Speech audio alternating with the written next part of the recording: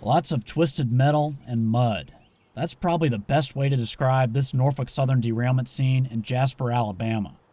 This happened on the night of April 8th, 2023, and I recorded this footage a week later on April 15th.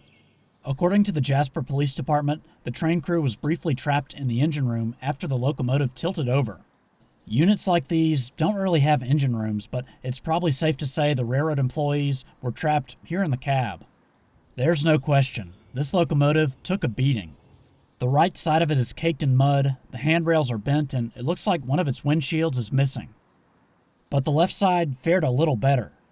And by the way, even though this is a Norfolk Southern right-of-way, it's not uncommon to see locomotives from a variety of companies operating on rail lines around the US and Canada.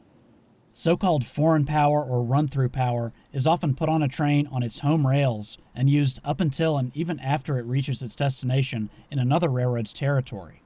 While crews may be swapped, locomotives aren't changed out just because, for example, the train goes from Union Pacific to Norfolk Southern rails.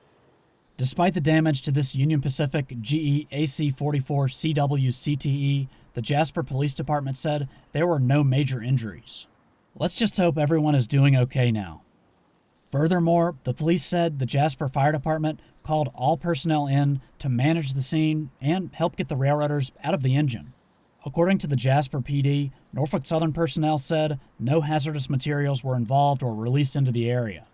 In this wet and muddy field, there were hoppers, covered hoppers, boxcars, and tank cars.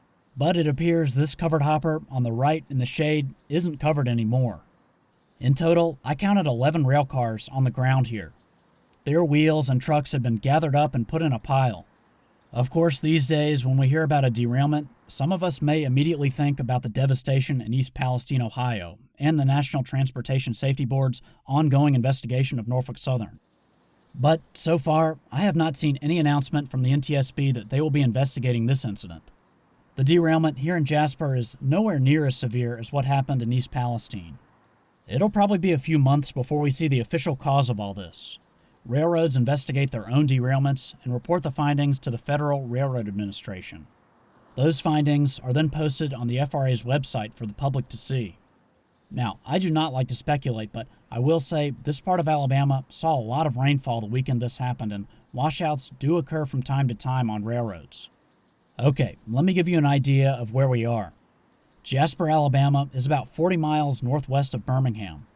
The line in Jasper goes from Birmingham, Alabama to Memphis, Tennessee, and is part of Norfolk Southern's Gulf Division. Something interesting about Jasper is that the NS line is actually crossed by Burlington Northern Santa Fe here at this diamond. This is the farthest west I've ever come to cover a derailment, and I was not expecting to see BNSF Jeeps or an old Burlington Northern crane out here. The BNSF line also goes from Birmingham to Memphis, but it takes a different route. The derailment scene is a little under 4 miles northwest of the diamond we just looked at. Of course, I'll be looking out for the official cause of all this and we'll post it below. As always, thanks for watching.